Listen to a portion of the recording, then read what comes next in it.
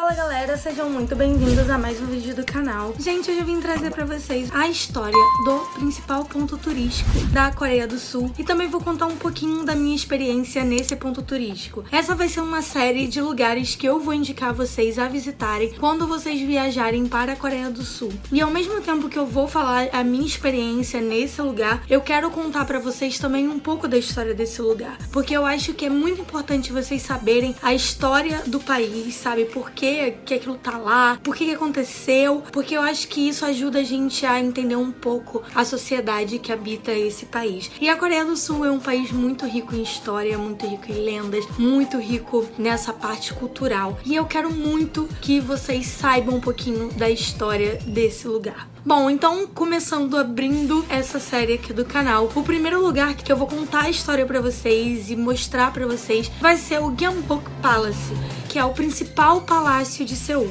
O Gyeongbok Palace, ele era o maior e o principal dos 5 palácios que tinham em Seul, construídos lá na dinastia Joseon. O seu nome é Gan, que significa palácio, e Gyeongbok, que significa grandemente abençoado pelo céu. Então o nome traduzido é Palácio Grandemente Abençoado pelo Céu. O Gyeongbok Palace foi construído em 1935 pelo rei Taejo, que foi o fundador da dinastia Joseon. Durante a invasão japonesa, que ocorreu entre os anos de 1592 a 1598, o palácio foi queimado e abandonado por quase 3 séculos. Durante essa invasão japonesa, os japoneses destruíram boa parte das construções históricas que tinham na Coreia do Sul, como palácios, templos, portões. Após ser incendiado e abandonado, o palácio foi reconstruído em 1867. Após isso, após a reconstrução do palácio, ele virou um símbolo para os sul-coreanos e para a família real que lá habitava.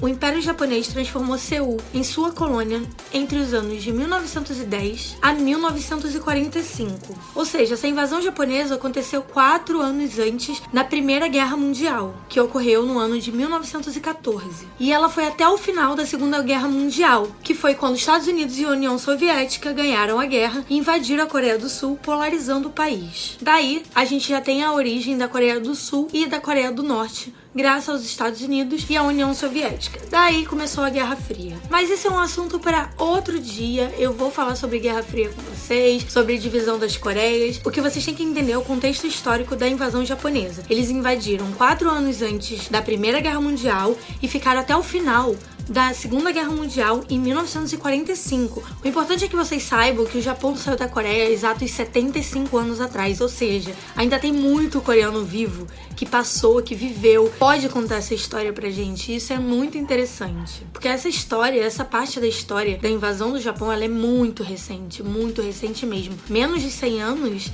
é pouquíssima coisa. É como se Portugal tivesse invadido o Brasil há 75 anos atrás, pra vocês terem uma noção. Mas enfim, vamos voltar à história do palácio. 1910, 4 anos antes da Primeira Guerra Mundial, o palácio foi demolido pelos japoneses e reduzido a 10 edificações. Relatos dizem que quase 90% do castelo foi completamente perdido e destruído. Daí, no final dos anos 80, quase início dos anos 90, em 1989, o governo coreano resolveu reconstruir todos os edifícios demolidos na época da colonização pelos japoneses. E no final de 2009, 40% das estruturas que haviam sido perdidas naquela época foram restauradas. Eu acho isso uma coisa muito incrível, que nos anos 80, final dos anos 80, início dos anos 90, eles decidiram reconstruir tudo e em pouquíssimo tempo eles conseguiram fazer. Ou seja, em 31 anos eles conseguiram reerguer um palácio que foi destruído 2 vezes pela colonização japonesa e transformou numa coisa incrível. Eu tive a oportunidade de ir nesse palácio e eu posso dizer que a atmosfera do lugar é maravilhosa. É um dos lugares mais bonitos que eu já visitei na minha vida. O palácio tem um portal enorme e ele é gigantesco e fica bem no centro de Seul, uma localização estratégica. E bem em frente no palácio tem uma estátua do rei Sejong. Embaixo dessa estátua tem um museu gigantesco contando a história dele, que vale muito a pena ir e é totalmente de graça. Hoje em dia o palácio é aberto à visitação e a entrada dele não é muito cara. Eu não lembro exatamente quanto foi, mas eu lembro que não foi muito caro. Foi entre 5 e 15 mil won, mas eu não lembro exatamente quanto foi, me perdoem. me perdoem, eu não lembro de verdade, mas as pessoas que entram no Palácio de Hanbok, elas têm desconto na entrada. Então é uma dica pra vocês. Em volta do palácio tem muita coisa histórica, muita coisa legal pra vocês verem. O palácio está localizado em Jeonnam-gus, que fica ao norte de Seul. Seul é bem pequenininho, então dá pra chegar lá muito tranquilo, muito fácil. Vocês não levam muito tempo e dá pra ir de metrô. Tem uma estação de metrô bem na frente do palácio. E o mais legal de tudo é que ela é completamente temática, ela é toda histórica. É muito legal e vale muito a pena a visitação. Eu tirei muita foto bonita nesse palácio, eu tenho ótimas recordações dele. Infelizmente eu não consegui gravar nenhum vlog nesse dia, porque eu fui super correndo, mas valeu muito a pena de eu ter ido. Foi o melhor lugar que eu fui em Seul, sem dúvidas, foi o lugar mais bonito, foi um lugar emocionante.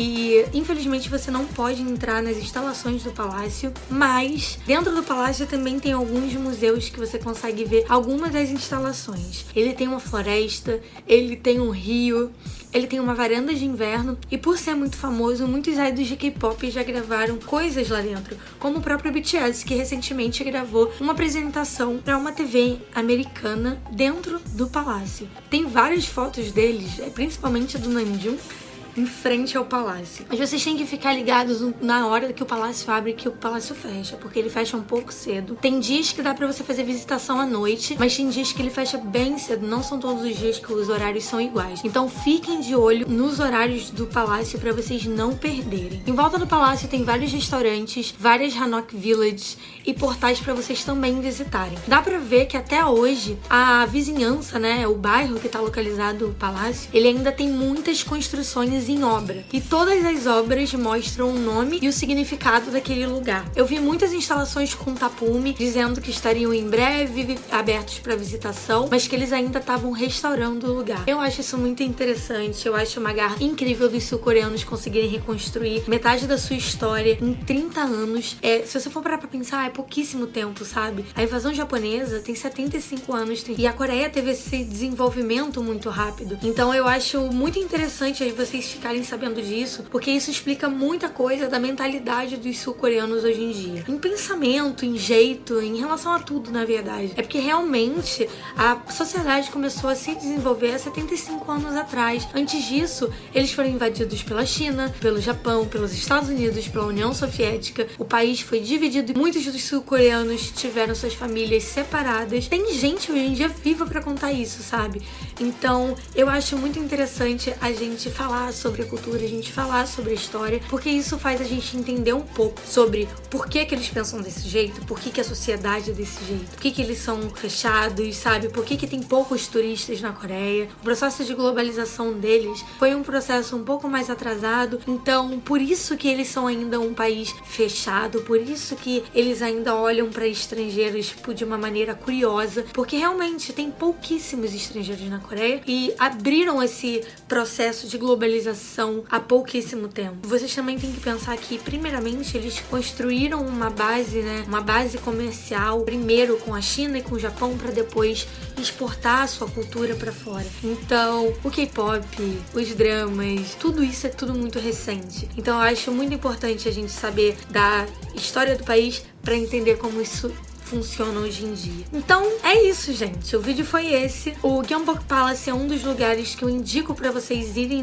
quando forem pra Coreia do Sul. Por favor, não deixem de visitá-lo. É um passeio cultural, histórico e sensacional pra vocês entenderem um pouco da cultura coreana. Se vocês gostaram desse tipo de vídeo, escreve aqui embaixo que eu trago mais vídeos desse conteúdo pra vocês. Dá um like pra me ajudar a crescer esse canal. E é isso, gente. Muito obrigada. A gente se vê no próximo vídeo. Um beijo e eu vejo vocês sexta-feira. Tchau, tchau.